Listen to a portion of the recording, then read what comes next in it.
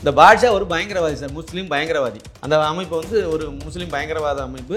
ஜவாஹிருல்லா இந்த 2 பேரும் சேர்ந்து தான் அல் உம்மா அப்படிங்கிற ஒரு முஸ்லீம் பயங்கரவாத அமைப்பை வந்து தொடங்கினாங்க. திமுகனாலே அது பயங்கரவாதிகள் ஆதரவான அரசாங்கம் சார். இவங்களெல்லாம் அன்னைக்கே கொண்டிருக்கணும், தூக்கில மாட்டி இருக்கணும், தூக்கில தொங்க விட்டுருக்கணும். அதை விட்டதுனால இப்ப வந்து அவருக்கு வந்து பரேல் கொடுத்துருக்காங்க சார். இந்த கேடுகட்ட அரசாங்கம், இந்த திராவிடியா மாடல் அரசாங்கம் வந்தோடனே பரேல் கொடுத்து 1.5 வருஷமா அவனை பரேல்ல வெளியே வச்சு காப்பாத்திருக்காங்க.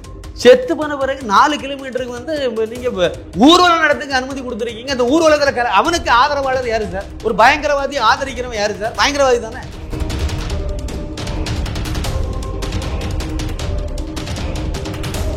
அந்த கட்சிகள் தடை செய்ய வேண்டாமா? இது அவ்வளத்தையும் வேடிக்கை பார்த்துட்டு இருக்குன்னா திமுக அதுக்கு உடனே தானே. இந்த நாட்டுக்கு தேவையில்லாத ஒரு தீய சக்தி சார், பிரிவினைவாத கும்பல் சார். பயங்கரவாதிக்கு ஆதரிச்சுட்டு இருக்காம சார். ஒரு துணை முதலமைச்சர் ஒரு இந்துக்காரனுக்கு ஒரு தீபாவளி வாழ்த்து சொல்லல என்னத்தை குறைஞ்சி போயிரு? 2 கிலோ வெயிட் குறைஞ்சிருமோ, இல்ல கிரீடம் கலந்து போயிருமோ, உருண்டு போயிருமோ? அப்படியே நான் வந்து ஒரு கிறிஸ்தவனே அவரே சொல்லிட்டார். எல்லாம் சொல்லி முடிச்சிட்டு நீங்க என்ன இந்துவா பார்க்கணும், நான் என்ன புண்ணாக்கு ஒண்ணு இந்துவா பார்க்கணும், நீ தான் கிறிஸ்தவனாச்சா, நான் எதுக்கு பார்க்கணும்?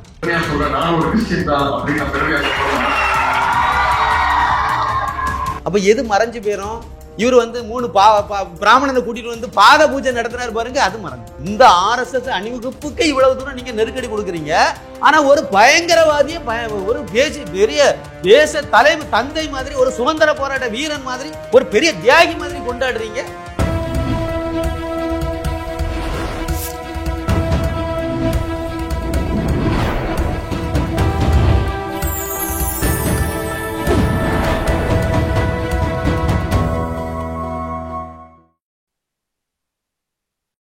சேனல் 5 தமிழ் நேயர்களுக்கு வணக்கம். இன்றைய சிறப்பு நேர்காணலில் நம்மோடு பேச இருப்பது மூத்த பத்திரிகையாளர் சின்னப்பா கணேசன் அவர்கள். சார் வணக்கம் சார். வணக்கம் வணக்கம் வணக்கம் வணக்கம் சார். சமீபத்தில் இந்த அல்லுமா தடை செய்யப்பட்ட ஒரு இயக்கமான இருந்ததில் ஒருத்தர் பாட்ஷா என்பவர் வந்து சிறையில் வந்து இருந்தார். உடல்நல சரியில்லைன்னு சொல்லி பரோலில் வந்து உயிரிழந்தார். இதை தொடர்ந்து வந்து திரு அண்ணாமலை அவர்கள் வந்து கண்டன ஆர்ப்பாட்டம் மாதிரி நாங்களும் நடத்துவோம், பேரணி மாதிரி எப்படி சொன்னாங்க, எப்படி பார்க்குறீங்க? அதாவது இதில் கொஞ்சம் முன்னாடி நம்ம போகணும். அல்வுமா பயங்கரவாதினா என்ன, அமைப்புனா என்னது, பாட்ஷானா யாருங்கிறத நம்ம தெரிஞ்சுக்கிட்டோம்னா நல்லாயிருக்கும். இந்த பாட்ஷா ஒரு பயங்கரவாதி சார், முஸ்லீம் பயங்கரவாதி. அதை நம்ம வந்து முதல்ல நம்ம தெரிஞ்சுக்க வேண்டிய விஷயம். இவர் வந்து 1984 வந்து இந்து முன்னணியினுடைய அமைப்பாளராக இருந்த ராமகோபாலன் அவர்களை மதுரை ரயில் நிலையத்தில் வச்சு வெட்டினா என்ன மரியாதை கிடக்கு இந்த புடலங்கைக்கு, வெட்டினான். அது வந்து அதுக்கு பிறகு பார்த்தீங்கன்னா 1993 அல் உம்மாங்கிற ஒரு பயங்கரவாத அமைப்பு, அந்த அமைப்பை வந்து ஒரு முஸ்லீம் பயங்கரவாத அமைப்பு, அந்த அமைப்பை வந்து தோற்றுவிச்சதில் அல் உம்மா பாஷாங்கிற, அதனால தான் அல் உம்மா பாஷா பேர். அந்த பாஷாங்கிற ஒருத்தன், அவன் இப்போ செத்து போனவன். அதுக்கு பிறகு அவருடைய தோழர் ஜவாஹிருல்லா, இவர் இப்போ எங்கே இருக்காருன்னா பாபநாசம் தொகுதியினுடைய எம்எல்ஏ இருக்கார். கும்பகோணம் பாபநாசத்தினுடைய எம்எல்ஏ இருக்கக்கூடிய, திமுக அணியிலிருந்து எம்எல்ஏ வந்திருக்கக்கூடிய ஜவாஹிருல்லா, இந்த 2 பேரும் சேர்ந்து தான் அல் உம்மா அப்படிங்கிற ஒரு முஸ்லீம் பயங்கரவாத அமைப்பை வந்து தொடங்கினாங்க. அந்த அல் உம்மாங்கிற வார்த்தையை கொடுத்ததே ஜவாஹிருல்லா தான். ஒரு அமைப்பை உருவாக்கணும் என்ன தலைப்பை வைக்கலான்னு முடிவு பண்ணுவாங்கல்ல, அந்த பேரை வந்து கொடுத்ததே ஜவாஹிருல்லா. இது உண்மை. 2 பேரும் சேர்ந்து, களவாணிகள் 2 பேரும் சேர்ந்து, பயங்கரவாதிகள் 2 பேரும் சேர்ந்து ஆரம்பித்து வச்சுக்கிட்டு இப்போ ஒரு நரித்தனம் பண்ணார் இந்த ஜவாஹிருல்லா. அப்படியே மக்கள் அவ்வளோத்தையும் மடையனாக்கணும்ல, தமிழ்நாடு அப்படி தானே மடையனாக்கி வச்சுட்டு இருக்காங்க. அப்படியே ஐடியா பண்ணாங்க. மனித நேய மக்கள் கட்சி, என்ன புண்ணாக்கு கட்சி அது, அதை ஆரம்பித்து விட்டுக்கிட்டு எனக்கு அதுக்கு சம்மந்தம் இல்லாத மாதிரி வெளியே வந்து மனித நேய மக்கள் கட்சின்னு ஒன்று தனியாக ஒன்று ஆரம்பித்து அது வந்து அரசியல் கட்சின்னு சொல்லி கொண்டு வந்துட்டு அது குண்டு வைக்கிறதுக்கு, இது வந்து மக்களை ஏமாற்றி எலெக்ஷனில் நின்று வெற்றி பெறுறதுக்கு என்ன பித்தலாட்டம் வச்சு அந்த கட்சிக்கு ஒரு தலைவர் ஆகிட்டார். தலைவர் இவர் இங்கே வெளியே வந்து கட்சி ஆரம்பித்தார். அவன் என்ன பண்ணான் தெரியுமா, பாஷா நேரே வந்து RSS அலுவலகத்தில் வந்து சென்னையில் வந்து சேத்துப்பட்டில் குண்டு வச்சு அதில் ஒரு 12 பேர் செத்து போயிட்டாங்க. 1993 நடந்த சம்பவம் இது. அப்போ யார் முதலமைச்சர்? ஜெயலலிதா. உடனே தூக்கி உள்ளே போட்டு தடாக்கிடா எல்லாம் போட்டு எடுத்து உள்ளே போட்டு வச்சு அந்த இதில் வழக்கில் வந்து பயங்கரமான 11 பேர் குண்டு வைப்புனா சாதாரண விஷயமா இது, தூக்கி உள்ளே போட்டாச்சு, ஜெயிலில் இடந்தான். அப்படியே 96 ஆட்சி மாறிச்சு. கருணாநிதி முதலமைச்சர் ஆனார். 97 விடுதலை பண்ணிட்டார். அல் உம்மா பாஷாவை உடனே அந்த பயங்கரவாதி சார், 12 பேரை கொன்னவன், ராமகோபாலனுக்கு மண்டை வெட்டி புலந்தவன், கடைசி வரைக்கும் அந்த பெரிய மனிதர் தலையில் வந்து ஒரு காவி துண்டை கட்டிக்கிட்டே அலைஞ்சாருன்னா ஒரு சின்ன துணி அப்படி மறைச்சி வச்சிருப்பாரு. எதுன்னு அந்த வெட்டு காயம் அப்படி மண்டை புலந்து மூளையெல்லாம் வெளியே வந்துட்டு, அவருக்கு பிறகு அவர் தெய்வாதீனமும் அவர் உயிரோட கடைசி வரைக்கும் இருந்து இந்துக்களுக்காக போராடி வாதாடி எல்லாம் பண்ணிட்டு இருந்தார். அந்த மாதிரி ஒருத்தர் செய்தவன் திருப்பி ஒரு இந்து இது RSS அலுவலகத்தில் கொண்டு வச்சவன் அவனை போய் விடுதலை பண்ணுவீங்களா? பண்ணினாரு கருணாநிதி. 96 பண்ணினாரு. 97 கோயம்புத்தூர்ல 18 இடத்துல தொடர் குண்டுவெடிப்பு. இந்த குண்டுவெடிப்பு வந்து இப்படி நடத்த போறான் இந்த நாய் அப்படிங்கிறத அன்னைக்கு முதலமைச்சராக இருந்த கருணாநிதிக்கு உளவுத்துறை தகவல் சொல்லியிருக்கு. இந்த மாதிரி குண்டு வைக்க போறான், அங்க மட்டும் வைக்கல, தமிழகம் முழுக்க வைக்க போறான், இதுக்கு ஒரு பெரிய இதை நடந்துட்டு இருக்குன்னு சொல்லியிருக்கு. முதலமைச்சர் கண்டுக்கல. இது உண்மை சார், கருணாநிதி தெரியும் கோயம்புத்தூர்ல குண்டு வெடிக்க போகுது அப்படிங்கிற வெடிப்பு உளவுத்துறை சொல்லிக்கினா ஒரு மாநில முதல்வர் இந்த மாதிரிலாம் இது வந்து மாநில முதல்வர் எதுக்கு சார் அவனை வந்து விடுதலை பண்ணாரு? அவன் ஒரு பயங்கரவாதியில எதுக்கு விடுதலை பண்ணாரு? அவன் வெளியே வந்தா எதான் செய்வான்னு தெரியாதா? அந்த கருத்தை தெரிஞ்சுதானே பண்ணிருக்காரு. சரி, உளவுத்துறை இதெல்லாம் வர இருக்கு சார், இருக்கு. அதில் சம்பந்தப்பட்ட செய்தியை தேடி படிங்க, அதில் இருக்கு. அதாவது முதலமைச்சருக்கு தகவல் கொடுத்ததாக வருது. அப்ப தகவல் உளவுத்துறை இல்லைன்னா என்னத்துக்கு இருக்கு? ஒரு பெரிய குண்டு வெடிப்பு தமிழகம் முழுக்க பண்ணதுக்கு பிளான் பண்ணியிருக்காங்க. மற்ற இடங்கள்ல ஏதோ வந்து அங்க நடந்த பிறகு மற்ற இடங்கள்ல கட்டுப்படுத்திட்டாங்க, மற்ற இடங்கள் நடக்க விடாம தடுத்திருக்காங்க. ஆனா கோயம்புத்தூர்ல விட்டுட்டாங்க, கோட்டை விட்டாங்களா இல்ல சாவட்டு அப்படின்னு சொல்லி விட்டாங்களா தெரியாது. உண்மையிலே பாருங்க, வேதனையான விஷயம் என்ன தெரியுமா? கோவையில் 18 இடம் சார், நல்ல பஜார் கிஜாரெல்லாம் உள்ள இடம் தானே சார். அவளும் மக்கள் நடமாட்டம் உள்ள இடம் தானே சார், கடை கம்பளம் உள்ள இடங்கள் தானே சார். நிறைய முஸ்லீம்கள் வந்து கடை வச்சிருந்த இடங்கள் சார். ஏன் ஒரு முஸ்லீமும் சாகல? இல்லை 58 பேர் செத்தாமல சார், ஒரு முஸ்லீமும் சாகலையே ஏன்? 240 பேர் காயமடைஞ்சவங்கள ஒரு முஸ்லீம் கூட இல்லை பாதிக்கப்படலையே ஏன்? அப்போ முன்னாடியே தகவல் சொல்லி மசூதி மூலமாக இந்த ஜமாத்து மூலமா சொல்லி இந்த பக்கத்துல யாரும் முஸ்லீம்களே போகாதுங்க அப்படின்னு சொல்லி எல்லாம் தடுத்து மாத்தி விட்டுட்டு அத்வானிக்கு வச்ச டார்கெட் மேல ஒருத்தர் இருக்காமல பகவான், அந்த அத்வானியினுடைய ஃபிளைட் தாமதமாகி 1/2 மணி நேரம் லேட் ஆகி வந்தனால இது அத்வானி காப்பாற்றப்பட்டார் அன்னைக்கு. இல்லைன்னா அத்வானி தான் அன்னைக்கு அதில் மாட்ட வேண்டியது, அத்வானிக்கு வச்ச குறியது. அவர் தப்பிச்சிட்டார், தேவாதீனமாக அவர் தப்பிச்சிட்டாரு. மக்கள் வந்து பொதுமக்கள் அப்பாவிகள் பாஜக தொண்டர்கள் RSS தொண்டர்கள்னு செத்தாங்க. அந்த நாயை தான் இப்போ வந்து கொண்டாடிட்டு இருக்காங்க ஒரு பெரிய. அதோட வந்து நிப்பாட்டலை. இதுக்கு பிறகு 2006 மு கருணாநிதி பழையபடி முதலமைச்சரானார். உடனே 2007 இதுல சம்பந்தப்பட்ட 9 பேரை விடுதலை பண்ணிட்டார். அப்துல் நாசர் மதானி இதுல முக்கியமான ஒரு குற்றவாளி, அவனை விடுதலை பண்ணி விட்டாரு. கருணாநிதி விடுதலை பண்ணி விட்டாரு சார். அது அண்ணா பிறந்த நாளை நூற்றாண்டை முன்னிட்டு ஏதோ ஒன்று சொல்லி அண்ணா பிறந்த நாள் அதுமா விடுதலை செய்ய குற்றவாளிகளை விடுதலை செய்ய சொல்லி தானே ஏதோ வெளியிட்டான். அதை தான் நான் சொல்றேன். அது என்ன இது பயங்கரவாதியை விடுதலை பண்ணுவீங்க சார்? அதாவது 2 பேருக்கு வீட்டில் சண்டை போட்டுமா சார், அண்ணன் தம்பியா இருந்துருமா, ஏதோ ஒரு கோபத்தில் திடீர்னு வெட்டியிருப்பான். வெட்டினில் அவன் அண்ணன் வந்து செத்துருப்பான், இல்லைன்னா அண்ணனுக்கு வந்து ஒரு காயம் ஏற்பட்டிருக்கும், காலை வெட்டி துண்டாக்கியிருப்பாங்க, இதில் வந்து ஜெயிலில் கிடப்பான். அவனை நீங்கள் இந்த மாதிரி ஏதோ ஒரு காரணத்தை வச்சு அவன் என்ன அவனுக்கு வந்து அந்த சந்தர்ப்ப சூழ்நிலையில் பண்ண, அதை வந்து ஒரு ப்ரொஃபஷனல் அஃபெண்டர் கிடையாது. ஆனால் பாஷா அல்வுமா பாஷா அப்படி கிடையாது. அவன் தொடர்ந்து குண்டு வைக்கிறதே தொழிலாக வச்சிருக்கான், வாழ்க்கையை வச்சிருக்கான். அவனை எப்படி நீங்கள் வந்து அவனுக்கு கூட சம்மந்தப்பட்டவனை எப்படி நீங்கள் விடுதலை பண்ணீங்க? அண்ணா பிறந்த நாளுங்கிறது ஒரு காரணம், ஒரு ஆயுதம். அதை காரணம் வச்சுட்டு அவ்வளோத்தையும் 9 பேரை திறந்து விட்டுட்டீங்களே சார். 2 பேரை இன்னமும் கைதாகலை சார். முஜிபுர் ரஹ்மானி ஒருத்தன், டெய்லர் ராஜா இல்லை ராஜாங்கிற பேர்ல சாதிக்குங்கிற பேர், இந்த இதெல்லாம் ஒரே இதுக்கு பேர் தான், ராஜா என்கிற டெய்லர் ராஜா இல்லைன்னா சாதிக். இன்னொருத்தன் பேர் வந்து முஜிபுர் ரஹ்மான். இந்த 2 பேர் கோயம்புத்தூர் குண்டு வெடிப்பு சம்பந்தப்பட்ட முக்கியமான குற்றவாளிகள் சார். இது வரைக்கும் பிடிக்கவே இல்லை சார், இது வரைக்கும் கைது செய்யப்படவே இல்லை. எங்க இருக்காங்க? செத்து போயிட்டானோ, எங்கேயோ ஒரு இடத்துல உயிரோட தானே இருப்பான். இவ்வளவுதான். கையால் ஆகாத அரசாங்கம் சார். திமுகனாலே அது பயங்கரவாதிகள் ஆதரவான அரசாங்கம் சார். பாருங்க, இப்போ பாருங்க, இந்த 2013 அதோட அவன் நிப்பாட்டல. 2013 அவன் ஜெயிலுக்குள்ள கிடந்துட்டு பெங்களூர்ல குண்டு வெடிப்பு நடத்தின ஆளு சார் பாஷா அல்வுமாங்கிற பேர்ல. அதுக்கு பிறகு அந்த அமைப்பே தடை பண்ணி, அதுக்கு பிறகு தடை செய்யப்பட்ட அமைப்பு. அது அல்வுமாங்கிறது தடை செய்யப்பட்ட அமைப்பு சார். அது பயங்கரவாத முஸ்லீம் பயங்கரவாத அமைப்பு. அந்த அமைப்பினுடைய தலைவன் கோயம்புத்தூர் குண்டு வெடிப்புல முக்கிய குற்றவாளி, தண்டனை பெற்றவன் சார். விசாரணையில கூட இல்லை, அக்யூஸ்ட் கூட கிடையாது, குற்றவாளி. அவன் தண்டனை கொடுத்துட்டாங்க. சுப்ரீம் கோர்ட் வரைக்கும் எங்கெல்லாம் போகணுமோ எல்லா இடமும் போய் முடிச்சாச்சு. தூக்கு தண்டனை போட்டிருக்கணும் சார். இதை இவனு சொல்லுவானு பார்த்தீங்களா, எங்களுக்கு வந்து சரியா சட்டம் தான் வேணும்னு கேட்பான்னு தெரியுமா? அது வந்து இந்த சிவில் கேஸுக்கு மட்டும்தான். அந்த பொண்டாட்டி எத்தனை கட்டிக்கலாம், சொத்து எப்படி கொள்ளையடிக்கலாம், அதுக்கு மட்டும்தான் அந்த சட்டத்தை இவனுக்கு எதிர்பார்ப்பான். இந்த மாதிரிப்பட்ட எல்லா முஸ்லீமும் அப்படி இல்லை. ஆனா இந்த கிரிமினல் சட்டம் இருக்கு பார்த்தீங்களா, குண்டு வைக்கிறது இல்லைன்னா கற்பழிக்கிறது, கற்பழிச்சாச்சுன்னா நீங்க சரியா சட்டம் பண்ணினா வெட்டி விடுவோம்ல, திருடுனீங்கன்னா கையை வெட்டி விடுவோம்ல, குண்டு வச்சிங்கன்னா தலையை வெட்டி விடுவோம்ல, அது மட்டும் சரியா சட்டம் வேண்டான்னு. இவங்களெல்லாம் அன்னைக்கே கொண்டிருக்கணும், தூக்கில் மாட்டிருக்கணும், தூக்கில் தொங்க விட்டுருக்கணும். அதை விட்டதுனால இப்போ வந்து அவருக்கு வந்து பரேல் கொடுத்துருக்காங்க சார். இந்த கேடுகட்ட அரசாங்கம், இந்த திராவிடியா மாடல் அரசாங்கம் வந்தோடனே பரேல் கொடுத்து 1.5 வருஷமா அவனை பரேலில் வெளியே வச்சு காப்பாற்றிருக்காங்க. கடைசியில் செத்து போயிட்டான். செத்து போன பிறகு 4 கிலோமீட்டருக்கு வந்து நீங்க ஊர்வலம் நடத்துக்கு அனுமதி கொடுத்துருக்கீங்க. அந்த ஊர்வலத்தில் அவனுக்கு ஆதரவாளர் யாரு சார்? ஒரு பயங்கரவாதி ஆதரிக்கிறவன் யாரு சார்? பயங்கரவாதி தானே. பயங்கரவாதிக்கு ஆதரவா இருக்கணும் பயங்கரவாதி தானே. சீமான் யாரு? பயங்கரவாதி தானே. அந்த கட்சிகளும் தடை செய்ய வேண்டாமா? இது அவ்வளோத்தையும் வேடிக்கை பார்த்துட்டு இருக்கா திமுகவும் அதுக்கு உடனே தானே. இந்த நாட்டுக்கு தேவையில்லாத ஒரு தீய சக்தி சார் அது. பிரிவினைவாத கும்பல் சார். பயங்கரவாதிக்கு ஆதரிச்சுட்டு இருக்காம இதெல்லாம் பெரிய கேடா இல்லையா? இது மக்கள் இதுலயும் பார்த்துட்டு இருப்பீங்க. மதசார்பற்ற ஒரு கூட்டணி தான் திமுக. எல்லா மக்களும் வேணும், எல்லா மதமும் வேணும்னு சொல்லி தான் அவங்க வந்து ஒரு அரசியல். அதுக்காக வேண்டி நீங்க பயங்கரவாதியை வந்து குண்டு வைக்கிறவனெல்லாம் ஆதரிப்பீங்களா? இதனுடைய விளைவு என்னாச்சு தெரியுமா? அடுத்த கட்டம் சொல்றேன். இன்னைக்கு உள்ள லேட்டஸ்ட் தகவல் என்ன தெரியுமா? அல் உம்மா பாஷா இதெல்லாம் வந்து நீங்க எங்க பார்த்துட்டு இருக்கீங்க? இன்னும் அடுத்த ரவுண்டு இன்னைக்கு காலையில் பேப்பர்ல வந்திருக்கும், நீங்க பார்த்துருப்பீங்க. அல் குவைதான்னு ஒண்ணு, அல் குவைதா. இதனுடைய இன்னொரு துணை அமைப்பு அன்சாருல்லா பங்களா டீம். அல் குவைதா. அப்புறம் அதனுடைய துணை அமைப்பு வந்து அன்சாருல்லா பங்களா டீம். இந்த 2 அமைப்பும் பங்களாதேஷ்ல இருந்து இயங்கிட்டு இருக்கு. அந்த அமைப்பில் இருந்து அந்த அமைப்பினுடைய தலைவருக்கு பேர் வந்து ஜசிமுதீன் ரஹ்மானி. இவனுக்கு நெருக்கமான சொந்தக்காரன், இதுக்கு அடுத்த லெவலில் உள்ளவனுக்கு பேர் வந்து முகமது பர்கான் இஸ்ராக். இவன் அங்கிருந்து இங்க அசாமுக்கு வந்துட்டான்.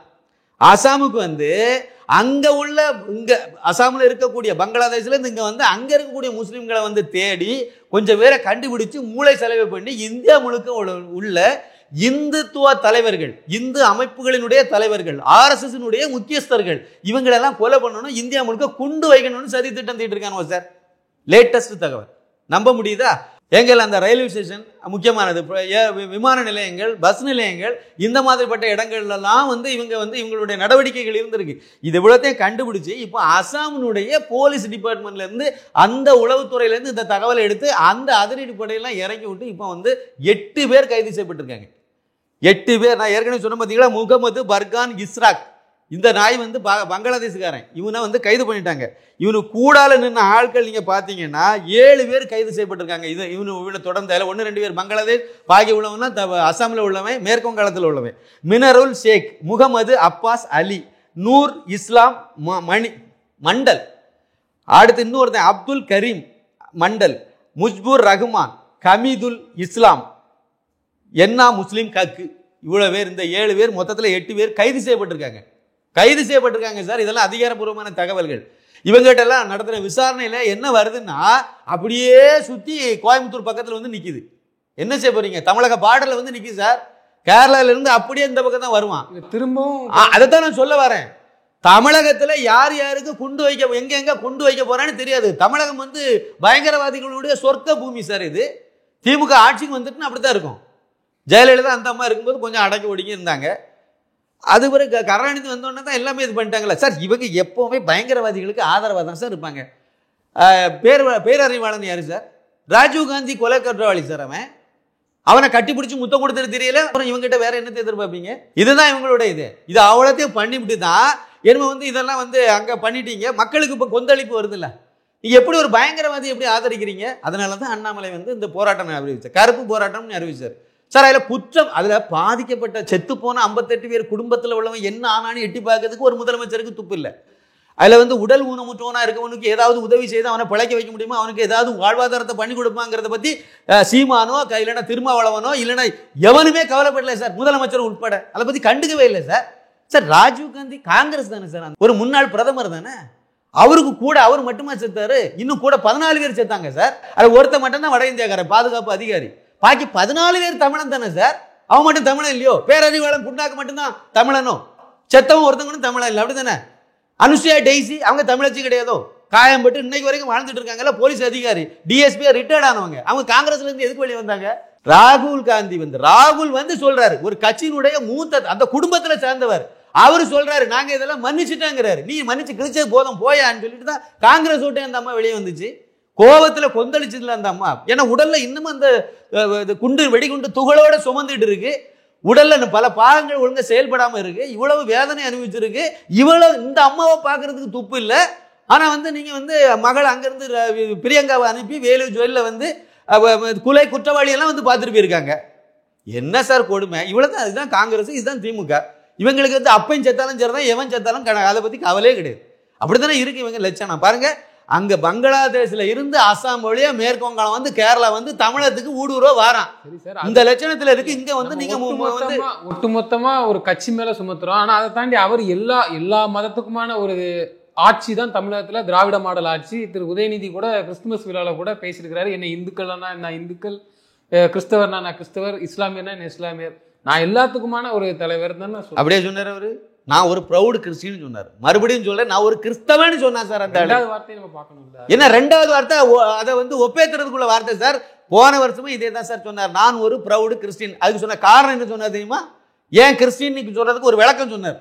என்ன சொன்னார் தெரியுமா? நான் படித்தது வந்து பள்ளிக்கூடத்தில் படித்தது டான் போஸ்கோ, அடுத்து நான் படித்தது லயோலா காலேஜ். படித்து ஒரு சிரிப்பு சிரிச்சார். என்ன அர்த்தம் இது?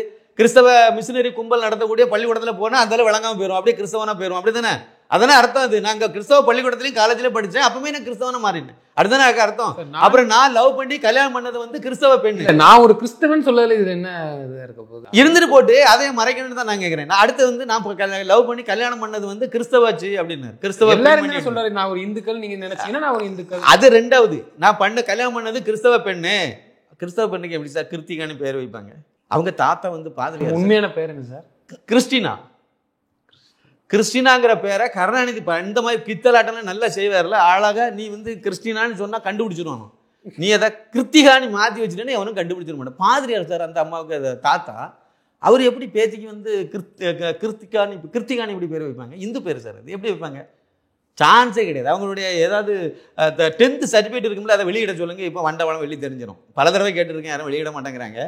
சொல்கிறேன் சரி, அது என்னன்னு கேட்டு போட்டு சார், நான் வந்து ஒரு கிறிஸ்தவ பெண்ணை கல்யாணம் பண்ணேன், லவ் பண்ணேன், கல்யாணம் பண்ணேன், நான் அதுலேயே கிறிஸ்தவனா மாறிட்டேன்னு இவரே ஒப்புதல் வாக்குமே போன வருஷமே கொடுத்துட்டு இந்த வருஷம் வந்து அதை தான் ரீகால் பண்ணுறாரு.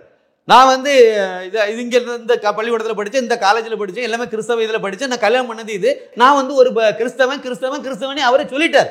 எல்லாம் சொல்லி முடிச்சுட்டு நீங்கள் என்ன இந்துவா பார்க்கணும், நான் என்ன புண்ணாக்கு ஒன்று இந்துவா பார்க்கணும், நீ தான் கிறிஸ்தவனாச்சா, நான் எதுக்கு பார்க்கணும், நீங்கள் முஸ்லீமா பார்க்கணும், அர்த்தம் வேண்டாம், ஞானஸ்தானம் பண்ணிட்டேன்னு சொல்லி நம்ம ஒத்துக்கலாம். கல்யாணம் பண்ணுறது முன்னாடி கண்டிப்பாக ஞானஸ்தானம் பண்ணலைன்னா ஒன்றை வந்து கல்யாணத்துக்கே ஒத்துக்க மாட்டாங்க. கிறிஸ்தவ முறைப்படி கல்யாணம் பண்ணணும்னா ஞானஸ்தானம் பண்ணணுமா வேண்டாமா? அதானே ப்ரொசீஜர். அதானே நீ ஞானஸ்தானம் பண்ணாமல் நான் கிறிஸ்தவ முறைப்படி பண்ணலைன்னா அதை ஒத்துக்க மாட்டாங்க. அதானே முறை. அது எந்த பிரிவாக வேணா இருக்கட்டும், ஆர்சியாக இருக்கட்டும், சிஎஸ்ஏ இருக்கட்டும், எல்எம்எஸ்ஸாக இருக்கட்டும், பெந்தகோஸ்தியாக இருக்கட்டும், எது வேணாலும் இருக்கட்டும். ஆனால் வந்து கிறிஸ்தவ முறைப்படி கல்யாணம் பண்ண ஞானஸ்தானங்கிறது அடிப்படை. அப்போ ஞானஸ்தானம் பண்ணிட்டாருன்னு தானே அர்த்தம். கிறிஸ்தவனா நான் கல்யாணம் பண்ணிட்டு மாறிட்டேன்னா ஞானஸ்தானம் பண்ணியாச்சு, முடிஞ்சு போச்சு. அப்புறம் என்ன இந்துக்காரன்?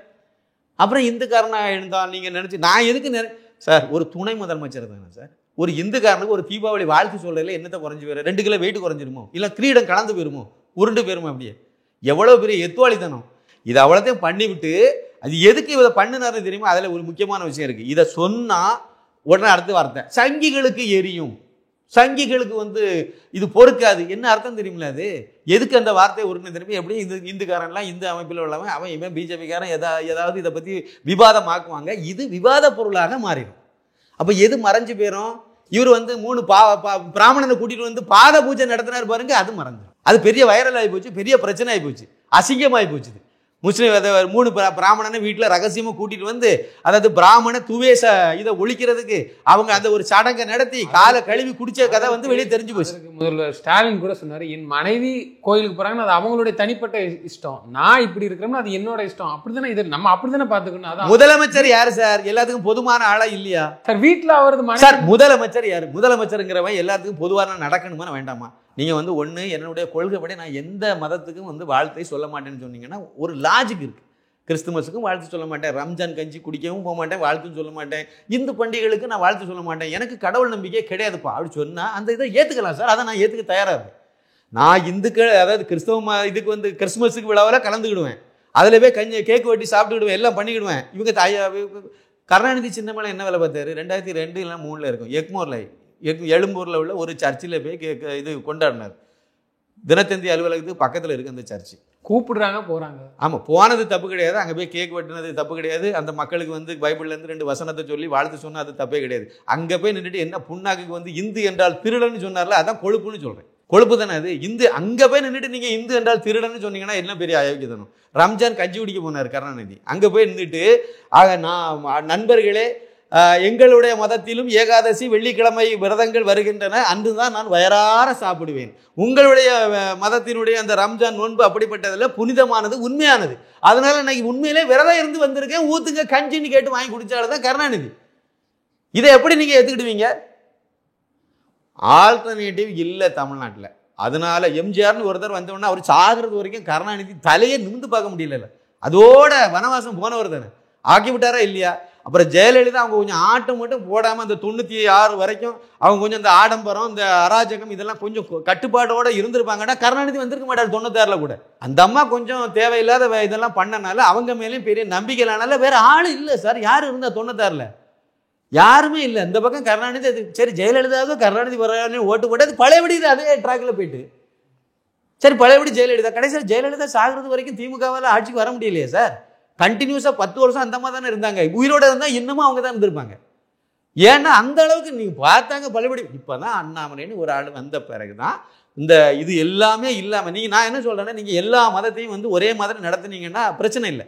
எதுக்குமே வாழ்த்துன்னு சொல்ல வேண்டாம், ஒன்றும் சொல்ல வேண்டாம்னா பரவாயில்ல. இல்லை எல்லா மதத்துக்கும் ஒரு வாழ்த்து சொல்லுங்க. அப்போ என் பொண்டாட்டி மட்டும் கோயிலுக்கு எது நாடக கம்பெனி சார் அது? துர்கா ஸ்டாலின் தலைமையில் ஒரு நாடக கம்பெனி இருக்குது. அது எங்கேயாவது இந்த தேர்தல் நெருங்கும் போது பாருங்க, டெய்லி கோயிலுக்கு போயிடுவாங்க. ஏன் அதுக்கு முன்னாடிலாம் குளிக்கிறது கோயிலுக்கு போகலாம் கிடையாதோ? அந்த டைமில் மட்டும்தான் போவாங்களோ? இந்த திமுகவுக்கு எப்போலாம் இந்த பிரச்சனை வருதோ உடனே இவங்க வந்து அங்கே கோயிலுக்கு போயிடுவாங்க.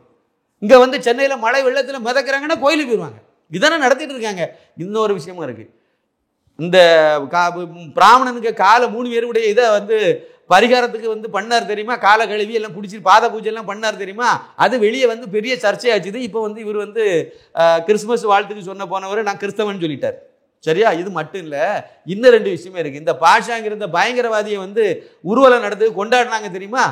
அது எப்படி அனுமதி கொடுத்தாங்க சார்? ஆர்எஸ்எஸ் இந்த நாட்டை, தேசத்தை தெய்வமாக பிரச்சனை வந்துடக்கூடாது காவல்துறையினரா கொஞ்சம் அதிகமா போட்டு அந்த மாதிரி தானே பண்ணிருக்காங்க. ஆர்எஸ்எஸ் ஊர்வலத்துல எங்கே அணிவகுப்புல எங்கேயாவது ஒரு இடத்துல ஒரு சின்ன சலசலப்பு வந்ததா சொல்லுங்க? வரலாறே கிடையாது. ஆர்எஸ்எஸ் அவங்க பாட்டுக்கு ஒரு பேரணி நடத்திட்டு போவாங்க. அதுல பாதுகாப்புக்கு குப்பை அள்ளி போடுறது எல்லாம் அரசுக்காரனே பண்ணிட்டு போயிடுவான். திமுக அரசு தானே, எந்த ஒரு கலவரமும் புண்ணாக கொடுத்துச்சு. சுப்ரீம் கோர்ட் வரைக்கும் போனாங்க சார். சுப்ரீம் கோர்ட் வரைக்கும் போய் அனுமதி, சுப்ரீம் கோர்ட்ல உத்தரவு போட்டு பெர்மிஷன் கொடுத்த பிறகு இவங்க நடத்த அனுமதிக்கல. பழையபடி கோர்ட் அணுகி இது கண்டெம்ட் ஆஃப் கோர்ட் போய் அதுக்கு பிறகு கொடுத்தாங்க சார். ஒரு இது என்ன சட்ட ஒழுங்கு வந்துச்சு? பழையபடி நடத்தினாங்கல்ல. ஆர்எஸ்எஸ் அணிவகுப்பு நடத்தாங்களா? ஜெயலலிதா காலத்திலையும் நடந்திருக்கு, எம்ஜிஆர் காலத்திலும் நடந்திருக்கு சார், கருணாநிதி காலத்திலையும் நடந்திருக்கு. ஏன்னா முக ஸ்டாலின் சின்ன மழை காலத்துல மட்டும் சட்ட ஒழுங்கு கெட்டு போயிருமா? ஏன் இப்ப அது பிறகு நடத்தினாங்கல்ல, எங்க சட்ட ஒழுங்கு வந்துச்சு? இந்த ஆர்எஸ்எஸ் அணிவகுப்புக்கு இவ்வளவு தூரம் நீங்க நெருக்கடி கொடுக்குறீங்க. ஆனா ஒரு பயங்கரவாதிய, ஒரு பெரிய தேச தலைவர் தந்தை மாதிரி, ஒரு சுதந்திர போராட்ட வீரன் மாதிரி, ஒரு பெரிய தியாகி மாதிரி கொண்டாடுறீங்க. இது என்ன கணக்கு? இது தவறான ஒரு இதா இல்லையா? அதனால இது ஒரு காரணம். இன்னொரு முக்கியமான காரணம் இருக்கு. ஒன்று வந்து இந்த அல்வுமா பாஷா விஷயம், இன்னொன்று வந்து இந்த பிராமணனுக்கு பாத பூஜை பண்ணது, இன்னொரு விஷயமா இருக்கு. அண்ணாமலை இது உழவு நாளும் வந்து மற்ற தலைவர்கள் எல்லாம் பேசி பார்த்தாங்க, யாரும் கண்டுக்கவே இல்லை. அண்ணாமலை கையில் எடுத்தார். கேரளாவில் வந்து மருத்துவ கழிவெல்லாம் கொண்டு இங்கே கொட்டுறாங்க, இங்கே உள்ள கனிம வளங்கள்லாம் அங்கே அள்ளிட்டு போகிறான், முதலமைச்சர் வந்து வேடிக்கை பார்த்துட்டு இருக்காருன்னு சொல்லிட்டு அவர் களத்தில் இறங்கினார். இனிமா இந்த அங்கே இருக்கக்கூடிய குப்பையெல்லாம், இந்த தமிழகம் என்ன குப்பை கிடங்கான்னு கேட்டார். இங்கே உள்ள குப்பை கேரளாக்காரன் போட்டதெல்லாம் நான் அள்ளி திருப்பி கேரளாவிலே கொண்டு போய் போடுவோம் அப்படின்னார். பாஜக சார்பில் போடுவேன்னு சொன்னார் சார். முதல் வண்டியில் நான் போவேன்னு சொன்னார் சார். அதுக்கு பிறகு அந்த பிரச்சனை வெளியே விவாதத்துக்கு வந்துச்சு. அதுக்கு பிறகு அதை பத்தி பேச ஆரம்பிச்சாங்க. தங்கம் தென்னரசு சொல்றாரு சார் அவரு, அது வந்து இப்போ வந்து நாங்க அதாவது என்னத்தை கட்டுப்படுத்துறீங்க சார்? ஒரு சின்ன மேட்டர் சார். ஒரு கேள்வி, விஜயும் த்ரிஷாவும் விமானத்துல போனதும் திரு அண்ணாமலை அவர்களுக்கு தான் முதல்ல தகவல் போயிருக்கு, குப்பை கொட்டுறதும் அவருக்கு தான் பெரியது. அது எப்படி போகுது அவங்களுக்கு தகவல்? அண்ணாமலைக்கு போல. அது ரெண்டாவது வாரேன். இந்த குப்பை மேட்டருக்கு முடிச்சிட்டு வந்துடுறேன். யாருக்குமே தெரியல. இவர் பேசினதுக்கு அப்புறம் வெளியில வருது. அண்ணாமலை பேசினாதான் அது வெளியே, அதுக்கு வந்து அதுக்கு மக்கள் கவனத்துக்கு போகுது. அந்த அளவுக்கு அண்ணாமலை வந்து சக்தி தவிர்க்க முடியாத ஒரு சக்தியா தமிழக அரசியலில் இருக்காருன்னு சொல்ல வந்தேன். முதலமைச்சரும் அப்பதான் அதை கவனம் கொடுக்குறாங்க, ஆட்சியாளர்களும். பாருங்க, இவர் சொன்ன பிறகு நான் என்ன கேட்குறேன், செக் போஸ்ட்னு ஒன்று இருக்கா இல்லையா? அந்த செக் போஸ்ட் நீங்க வந்து கொண்டு வரக்கூடிய வண்டியில குப்பை இருக்கா என்னது இருக்குன்னு பார்த்துட்டு அனுப்ப முடியாது? அதுக்கு 2 பேரை பிடிச்சி விசாரணை பண்ணிருக்காங்க, காசு அதிகமா வாங்கியிருக்காங்க. காசு வாங்கினா முதலமைச்சர் தெரியாம எப்படி சார் வரும்? முதலமைச்சர் கையில தானே அந்த போலீஸ் டிபார்ட்மெண்ட் இருக்கு, காவல்துறை. அப்போ முதலமைச்சரை டவசர் கழிச்சு போய் சொல்லுங்க. காவல்துறையிலும் கூட ஒரு கற்பாடு மாதிரி ஏதாவது செயல்பட்டு இருக்கலாம்ல. ஒண்ணு சார், கன்னியாகுமரியில இருந்து கோயம்புத்தூர் வரைக்கும், தேனி, அங்க எங்க அது செங்கோட்டை, எல்லா இடமும் இருக்கக்கூடிய ரோட்லயும் வந்து அங்க ஒண்ணு இங்க ஒண்ணு. அது எவ்வளவு குப்பை அள்ளி கொண்டு சார் அங்கே உள்ள மாட்டை வெட்டி அங்கே தின்னு விட்டு அதனுடைய ரத்தத்தெல்லாம் கொண்டு போய் இங்கே ஊத்துறான் கண்டெய்னர் லாரின்னு எவ்வளோ கொழுப்பு தானே. ஆனால் சுத்திகரிக்க வேண்டியது தானே. அங்கே நீங்கள் அச்சங்கோயிலுக்கு ஒரு பாதை இருக்குது சார். செங்கோட்டையிலேருந்து போகும் சார். செங்கோட்டை அதுலேருந்து ஆமாம் அப்படியே கேரளாவுக்கு போகும் சார். அந்த ரோட்டில் ஒரு 10 நிமிஷம் நின்று பாருங்கள் சார். அந்த மலையில் நான் போயிருந்த சமீபத்தில் நின்று பாருங்கள் சார். இங்கேருந்து அவ்வளவு லாரிலையும் கல்லாம் அடித்து கொண்டு போயிட்டே இருக்காங்க சார். கல் சல்லி அவ்வளோத்தையும் அள்ளி கொண்டு போயிட்டார். அவ்வளோ டாரஸ் வண்டி தான் சார். அங்கேருந்து வரும்போது எல்லாம் சும்மா வந்துகிட்டே இருக்கு. இது முதலமைச்சர் தெரியாது. சும்மா வருதா மருத்துவ கழிவோட வருதா அது தெரியுது. அது எல்லா மருத்துவ கழிவோடையும் வரும் மற்ற கழிவோடு எல்லாத்தையும் கழிவு இது அள்ளி கொண்டு போயிட்டு கன்னியாகுமரி மாவட்டத்தில் உங்கள் ஏரியா தானே. அப்பா என்ன வேலை பார்த்துட்டு இருக்காரு. அப்பாவுக்கு பையன் என்ன வேலை பார்க்கான் சொல்லுங்க. அவளும் கல் கோரி வச்சு கேரளாவுக்கு கன்னியாகுமரி வழியே அள்ளி கொண்டு போயிட்டே இருக்காங்க. இதை ஒரு கட்டுப்படுத்த முடியாதா? இதை பத்தி கேட்க முடியாதா? சார் கட்டுப்படுத்த என்ன சார் கேரளாவில் தாமிரபரணி கொக்கோ கோலா இதெல்லாம் மிக கடுமையா போராட்டம். நான் என்ன சொல்றேன்னா இந்த செக் போஸ்ட்ல உள்ளதை நீங்க டைப் பண்ணிட்டீங்களா இங்க இருந்து எதுவும் அங்க போகாது. அங்க இருந்து எந்த கழிவும் இங்க கொண்டு வர முடியாது. சின்ன இது போறதுனால அது வருதுங்கிறீங்க. இதை போறதையும் தடுக்கணும், அங்க இருந்து அது வரதையும் தடுக்கணும். அதுக்கு தகுதி இல்லாத ஒரு ஆளு முதலமைச்சரா இருக்கனால இது போயிட்டு இருக்கு. சொல்றதை நான் இப்படி எடுத்துக்கலாமா? அங்க இருந்து கழிவுகளை கொண்டு வராங்க, இங்க இருந்து கல்லும் மண்ணும் போதுங்கிறீங்க. இது போறதுனால அதை கண்டுக்காம விடுறாங்களான்னு கேட்குறேன். இல்ல இது போறதுனால நமக்கு தானே சார் இழப்பு. இங்க இருந்து நீங்க கொண்டு போறதுனால திமுக காரனுக்கு லாபம். திமுக கள்ளச்சாரம் படிச்சாலும் திமுக காரன் தான் இருக்கான். கல்ல கடத்தினாலும் திமுக காரன் தான் இருக்கான். ரேசரிசியை கடத்தினாலும் கனிமொழிக்க தோழர்கள் தான் இருக்காங்க. இப்படி எல்லாமே திமுக காரன் தான் பின்புலமா இருக்கான். எல்லாமே இங்க இருந்து எதனா போயிட்டு இருக்கு. இவங்களுக்கு திமுக காரன் தானே சம்பாதிக்கிறான், கொள்ளை அடிக்கிறான். அதனால இருக்கணும்னு நினைக்கிறாரு முதலமைச்சர். ஒரு சின்ன இதுதானே சார், ஒரு சின்ன இது. இங்கேருந்து வேறு எந்த கல்லும் அங்கே போடான்னு சொன்னீங்கன்னா செக் போஸ்ட்டை தடுத்து போடுவோம், முடிஞ்சு போச்சு. அங்கேருந்து எந்த கழிவு இங்கே வரக்கூடாதுன்னு சொன்னால் சார் கேரளாவை நம்பி தமிழ்நாடு கிடையாது தெரியுமா? மாநில ரீதியாக நீங்கள் நாம் பிரிவினை பேசக்கூடிய ஆள் கிடையாது. எனக்கு மாநில இதெல்லாம் கிடையாது. அவங்களுக்கு தேவையாக நம்ம கொடுக்கணும், நமக்கு தேவையாக இருக்கணும், சட்டத்துக்கு உட்பட்டு இருக்கணும், அதை பாதிப்பு இல்லாமல் இருக்கணும். அவ்வளோதான் நம்ம கான்செப்ட். கேரளாவை நம்பி தமிழகம் கிடையாது சார். எந்த வகையில் எடுத்து பார்த்தீங்கன்னாலும் அவங்களால நமக்கு இந்த ஆதாயம்னு பார்த்தீங்கன்னா ஒன்றும் இருக்காது. ஏன்னா நிறைய டீ கடை வச்சிருப்பாரு, சேட்டை நிறைய டீ கடை வச்சிருப்பாங்க, அவ்வளோதான். அது வாழ்ந்துட்டு இருக்காங்க, அவ்வளோதான். அது தப்புன்னு நம்ம சொல்ல முடியாது. மற்றபடி அவங்களால நமக்கு எந்த இதுவும் கிடையாது. ஆனால் நம்மளால அவங்களுக்கு காய்கறியிலிருந்து என்னென்ன உணவுப் பொருள் இருக்கோ நிறைய இது நம்மகிட்ட தான் போகுது சார். நிறைய இது நம்ம தான் கொடுத்துட்டு இருக்கோம். ஆனால் இந்த முல்லை பெரியாறு அணை விவகாரத்தில் அவ்வளவு தேவையில்லாத வேலையும் பார்த்துட்டு நடக்கிற பினராயி விஜயன். அந்த ஆளுகிட்ட இவரு போய் பேசி எனக்கு இந்த தண்ணி எனக்கு இந்த முல்லை பெரியார் பிரச்சனையை தீர்க்கறதுக்கு துப்பு இல்லை. அதுல தண்ணி ஒழுங்கா. ஆனா பெரியார் நூற்றாண்டு வைக்கம் ஒன்னா அது போதும்னு நினைக்கிறார். அந்த ஒண்ணு போதும். நீ அணைய உட என்னது வேணாலும் பண்ணிட்டு போ, நீ குப்பையை கொண்டு போய் கொட்டி தமிழகத்தையே நாசம் பண்ணு, அதெல்லாம் எங்களுக்கு பிரச்சனை இல்லை. ஈவேரா வைக்கம் வீரர் அவ்வளவுதான். அவரு வைக்கத்துல போய் என்ன பண்ணாரு சொல்லுங்க நீங்க? அந்த எடுத்ததுனால அதனாலதான் இதெல்லாம் கண்டுக்கல. அவர் வைக்கத்துல போய் என்ன பண்ணாரு? அதனாலதான் இந்த மாநில அரசு குப்பை 600 வைக்கம் போராட்டம்ங்கிறது 605 நாட்கள் நடந்த போராட்டம் சார். அது ஒரு ஆலய பிரவேசம் கிடையாது சார். ஒரு கோயில் பக்கத்தில் உள்ள ஒரு தெருவில் போகிறதுக்கு உரிமை கேட்டு போராட்டம் சார். 605 நாள் நடந்த போராட்டத்தில் 2 தடவை ஈவேரா போயிட்டு வந்தார் சார். தடவை போனார் ஒரு 3.5 நாள்னு நினைக்கிறேன், ஜெயிலில் இருந்துட்டு வந்துட்டார். மறுபடி போனார் ஒரு 13 நாள் இருந்துட்டு வந்துட்டார், அவ்வளோதான். 16 நாள் 2 தடவை போயிட்டு வந்தார் சார். அதுவும் அவங்க காங்கிரஸில் இருந்தார். அவர் 1924 வருஷம் அவர் காங்கிரஸில் கொஞ்ச நாள் குப்பை கொட்டினார்ல அந்த நேரம். அந்த நேரத்தில் ராஜாஜினால அனுப்பிவிடப்பட்டவர். தமிழ்நாட்டில் 1939 மதுரை மீனாட்சி அம்மன் கோயிலில் ஆலய பிரவேசம் இது நடந்தது சார். பசும்பொன் முத்துராமலிங்க தேவர் ஐயா தலைமையில் பாதுகாப்புல அந்த இது நடந்தது சார். வைத்தியநாத ஐயர் தலைமையில் கக்கன் இன்னும் ஒரு சிலர் எல்லாம் கூட்டிட்டு கோயிலுக்கு போனாங்க சார். ஆலய பிரவேசம் நடத்தினாங்க சார். அதே மாதிரி அதை தொடர்ந்து முத்துராமலிங்க தேவர் ஐயா தலைமையிலேயே திருப்பரங்குன்றம் இன்னும் பல்வேறு கோயில்கள் எல்லாம் ஆலய பிரவேசம் நடத்தினாங்க சார். அந்த ஈரோடு மாவட்டத்தில் எடுத்துட்டீங்கன்னா ஜிஎஸ் லட்சுமண் ஐயர் தலைமையில் நிறைய கோயில்கள்ல ஆலய பிரவேசம் நடத்தினாங்க சார். தமிழ்நாடு முழுக்க ஆலய பிரவேசம் நடந்தது சார்.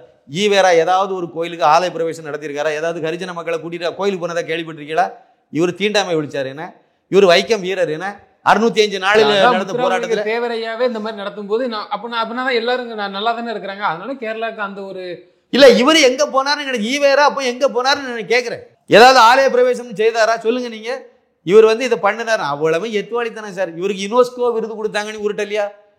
யுனெஸ்கோ விருது எவன் கொடுத்தான் கொடுக்கவே இல்லை. கொடுக்காத விருதை யுனெஸ்கோ மன்றம்னு ஒன்று அமைஞ்சுக்கரையில இருந்து எவனா வச்சுக்கிட்டு அதை வந்து கருணாநிதி சின்ன மேள முதலமைச்சராக இருந்தபோது ஒரு மத்திய அமைச்சரையும் கூட்டிட்டு வந்து சென்னையில ஒரு விழா வச்சு கொடுத்து சேலம் மாநாடு வந்து உலகத்திலே மிகப்பெரிய மாநாடு சொல்லி இல்ல இதுக்கு அடுத்து இன்னொன்னு இருக்கு.